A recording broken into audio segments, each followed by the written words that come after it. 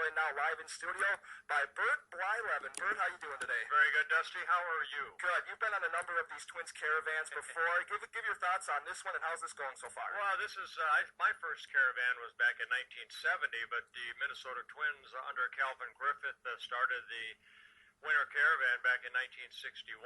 It's a little different now. In 1970, it was basically our winter job. That's how we earn money during the winter. Now these players come in for a week or two. They kind of tie it in with Twins Fest, which is going to be this weekend. We got an opportunity to drive around in a private luxury coach to where we used to drive around in automobiles, and it's a little more comfortable now, but you know, it's basically what the Winter Caravan's all about, Dusty, is, as you know, it's just an opportunity for broadcasters, players, front office personnel to come into places like Northfield to say thank you. Thank you for all your support of Twin baseball over all these years. And then having an opportunity to get to meet a little bit, get to know Kevin Slowey and Scott Baker a little bit better. Okay, the Twins Caravan, you mentioned that it's great to see the community. What feelings do you get when you go to these schools or community centers and you see the community come out, the look on the kids' faces? You know, how does that make you feel? Well, I'll tell you what, this morning we were in Rochester. We spent the night in Rochester last night. We had a chance to go to Children's Hospital and see some of the kids that, have leukemia and there for different odds and ends of surgery. And liver transplant was one young boy. That's what it's all about. Also we get a chance to go to some of the nursing homes, which to me, I'm kind of scouting out because I'm getting older and I need to find a good nursing home for myself as my life is coming to an end. But it's just there's so many great people, so many good memories, especially the way the weather is right now. People start thinking about baseball. Well, what comes with baseball? Green grass, the sunshine, and things like that. So it's just a positive. It's a positive all around for the players, for the front office people of the Twins, for the fans. Hopefully we get a chance to say thank you. Well, Bert, let's talk a little bit about yourself. Now, you pitched for 23 years in the majors, 11 with our Minnesota Twins. Are you content with what you accomplished in your career? You've got the championships, Baseball-wise, very much content. I got to play a kid's game for, like you mentioned, 23 years. When I look back at, where I rank as far as like strikeouts or innings pitched or wins or losses, home runs allowed, everything, I'm in the top in almost every category. So, the shutouts, the 1-0 victories, they're definitely Hall of Fame numbers. Hopefully one day that will happen. My percentages went up 15% over this last voting. You need 75%. I believe I'm at 62. So it's getting closer. Hopefully when I do go in, I'll definitely be wearing a Minnesota Twin hat. Well then, okay, in your opinion, what do you think's keeping you out? What's been keeping you out all these years? Probably all those firecrackers I threw under the riders. I don't know. There's so many people out there that want to dwell on the negative. Oh, you only won 20 games once. You gave up too many home runs and, so many negatives. I look at the positives. I was able to play on 2 World Championship ball clubs, the 79 Pirates and the 87 Twins. The writers, they have the right to vote. They have the right to, determine who goes in or who doesn't. So sometimes it's a waiting game. And for some reason, 3 years ago I was at 52%. Writers, I guess, took me off the ballot because I went from 52 to 47. And now all of a sudden they put me back on. So I quite don't understand the voting, but, I'm just a player hoping to get in one day. And you've been out 11 years, it's 15, so you have 4 more opportunities? I have 4 more years. Very good. That's California math. Very, very good. Right. I like that. Bert, here's a question I'm sure you've gotten 1,000 times in your lifetime here, but how did you develop that deadly curveball, probably the best of all time? Well, you know what? My dad, I was born in Holland. When I started playing baseball, I was about 10 years old. I started out actually as a catcher. And my dad became a great Dodger fan, and through him, I became a great Dodger fan. And I used to love to listen to Vince Scully, and I used to love to watch when we could. They didn't televise many games back then, but just listen on the radio about Vince Scully describing Sandy Koufax's curveball or Don Drysdale aggressiveness inside with his fastball. And my dad remembered an interview, and I must have been about 11 or 12 at the time, with Sandy Koufax, and of course, he had that arthritic left elbow, and he had a great career, a Hall of Fame career.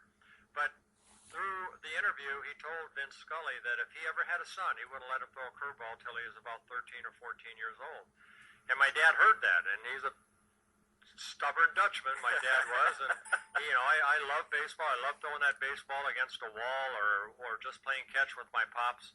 And he told me, he says, if I see you throw a curveball before you're 14 years old, you're not going to play baseball. Well, I fell in love with baseball, and I didn't want to not play. So I did not. And I think that really enabled me to learn my fastball a little bit better as far as control. And people talk about my curveball, but my fastball, my control of my fastball set up my curveball. Okay, always a big thing. You always need that set up because they don't know which one is coming. Right, and there's a lot of fathers out there that have kids that are 10, 11, 12 years old. Believe me, control of the fastball is the best way to pitch. And then a changeup. Wait till the right arm develops, the elbow develops, especially to start throwing that curveball at an older age. Okay. Bert, when did you, as a broadcaster and a color analyst, is it still fun for you to come to the ballpark every day? Oh, I love the game. Yeah. I get to pitch every night now. As a player, as a starting pitcher, I pitched every fourth or fifth day. Came up to the big leagues in 1970 when we had a 4-man rotation. Later in my career, they went to a 5-man rotation. Now I pitch every night. I pitch to Kevin Slowey. I pitch to Scott Baker. I pitch to Johan Santana or Brad Radke or whoever wore a Twins uniform, but I also pitch for the opponent too. So to me, the game of baseball, it's a great game because you can go to that ballpark and see something you've never seen before. And you're seeing the best in the world trying to hit a little white ball, and the pitcher's on the mound saying, I'm going to throw this ball by you, and the hitter's saying, no, you're not. And you've got guys out there diving around the field, and making great plays. So, yeah, to me, it's a great game.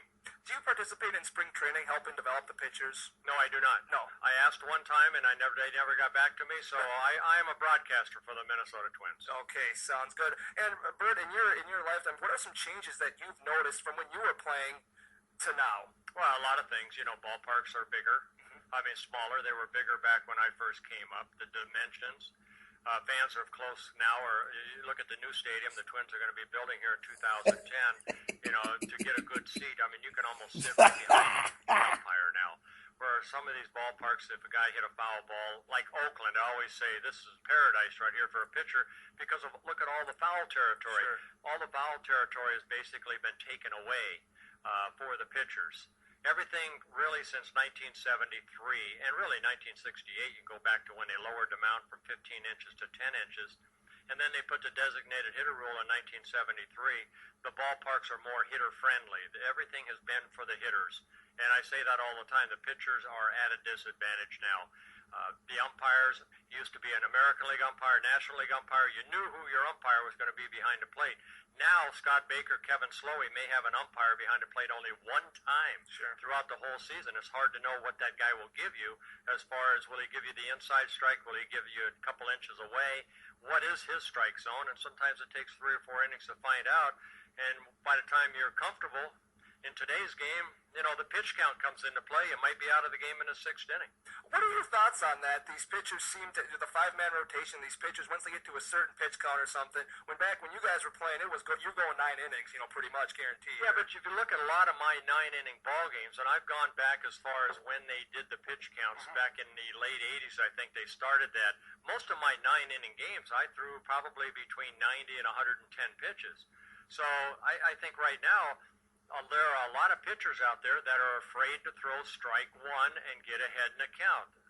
We have some pitchers even on our ball club that will throw 5 or 6 pitches to a batter. That's way too many unless you're a strikeout pitcher like Santana. But, that's why it's fun to watch Santana. Young guys can learn watching Santana because he's not afraid when he's ahead in the count 0-2 to throw a strike. Don't nibble. Go right at the hitter.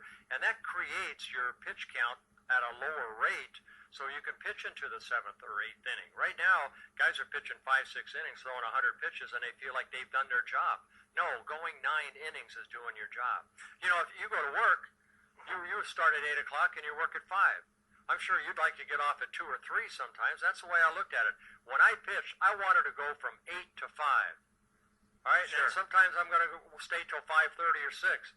How'd you like to have a job where you say 8 to 5, but then you're at home by 1 o'clock every day? That's not your job, though. Your job is from 8 to 5, and that's the way I look at pitching. I wanted to go 8 to 5. There's too many pitchers that are happy going 8 to 1. Okay, sounds good. And Bert, you mentioned it briefly, the new ballpark. You've played in the Metrodome. You broadcast in the Metrodome. Are you excited for this ballpark? And talk about that a little bit. Yeah, why wouldn't you be? Yeah, You know, a lot of good memories at the Metrodome. I'm not downgrading the Metrodome at all. Twins moved there in 1982 from the old Met in Bloomington. You know, of course, the '87 World Series champs, the '91 World Series champs came out of the Metrodome. But baseball is to be played outside, and there's a whole generation that has not seen Twins baseball on grass. It'll be nice to see the outfielders dive for balls and come up dirty, you know, grass stains and stuff like that. The new ballpark is probably going to be like, you know, Camden Yards, like Safeco Field. There's going to be a little bit of everything in this new ballpark. I'm excited to see it. I'm excited to see what the Twins do over the next 2 years. So in 2010, they can have a competitive ball club to keep these players in a Twins uniform. That's the sad part, is we're going to lose a guy like Santana. We lost Torrey Hunter already.